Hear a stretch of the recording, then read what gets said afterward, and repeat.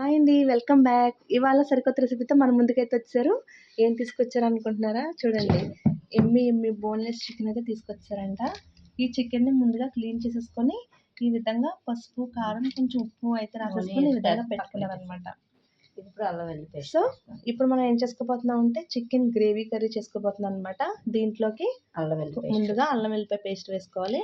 అలానే chicken Everest masala chicken పొడి అయితే వేసుకుంటున్నాం అనమాట. సో మేమైతే ఇది వాడతామండి. ఇది చాలా టేస్టీగా ఉంటుంది. ఇంట్లో చేసుకున్న మసాలానే ఉంటుంది. ఎప్పుడు ఇంట్లో చేసుకున్న మసాలానే వాడతాము. ఈసారి ఈ టేస్టీ కోసం ఇదైతే వాడుతున్నాం అనమాట. సో ఒక స్పూన్ ఫుల్గా ఈ మసాలా అయితే వేసేసుకోవాలి. అలాగనే హాఫ్ చెక్క నిమ్మకాయ తీసుకొని ఆ రసం కూడా పిండేసుకోవాలి.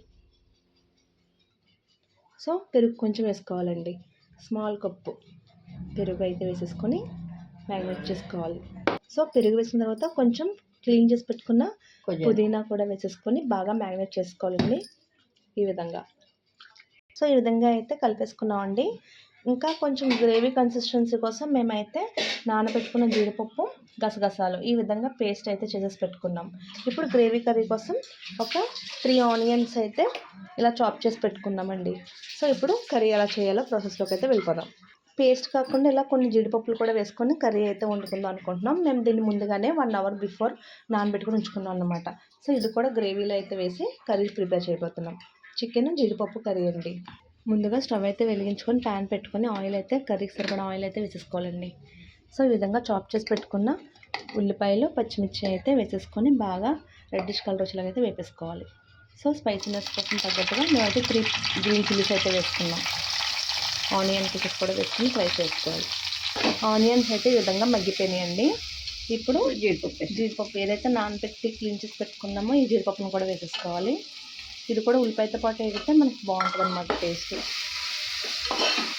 సో ఒక 2 మినిట్స్ జీడిపప్పు వేగిన తర్వాత ఏదైతే కర్రీ మ్యారినేట్ చేసి పెట్టుకున్నామో కర్రీని కూడా వేసేసుకోవాలండి. సో మనకి కర్రీ నుంచి వాటర్ వచ్చేదాకా కూడా బాగా వేపుకుంటేనే టేస్ట్ వస్తుందండి. సో ఇది మనకు ఒక 15 మినిట్స్ పడుతుందండి ఖచ్చితంగా.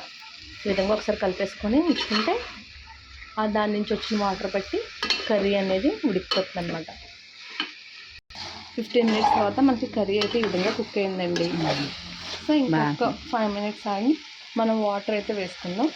అలానే పేస్ట్ చేసి పెట్టుకున్న దీన్ని కూడా వేసుకుందాం. అప్పుడు మనకి గ్రేవీ కన్సిస్టెన్సీ అనేది సూపర్గా అయితే వస్తుంది అనమాట.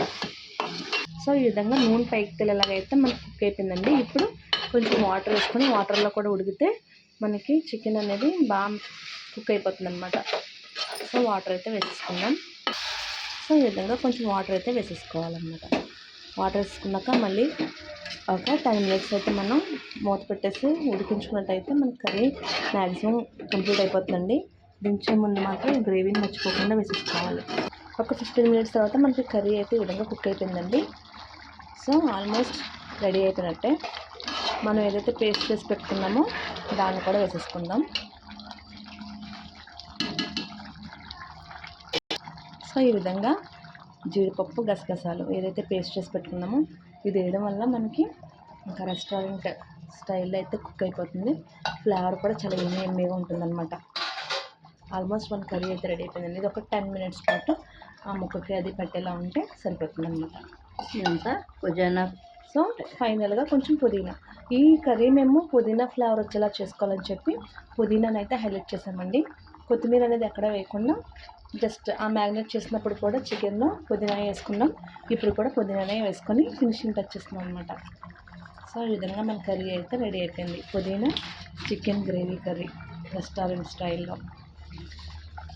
సో మన ఎమ్మి కర్రీ అయితే రెడీ అయిపోయిందండి. దీన్ని ఇలా సర్వింగ్ బౌల్లోకి అయితే షిఫ్ట్ చేసేసుకుందాం. సో పుదీనా చికెన్ గ్రేవీ కర్రీ అనమాట. ఈ విధంగా అయితే ప్రిపేర్ చేసాం. మీరైతే ఒకసారి ఇలా ట్రై చేసుకొని మీకైతే ఎలా వచ్చిందో చెప్పండి. మీకు ఒక షార్ట్ వీడియో అయితే పెట్టబోతున్నాను ఇప్పుడు.